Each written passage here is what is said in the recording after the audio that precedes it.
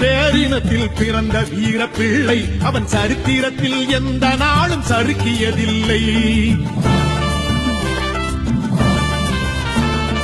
சத்திரியர் பேரினத்தில் பிறந்த வீர பிள்ளை, அவன் சரித்திரத்தில் எந்த நாளும் சறுக்கியதில்லை.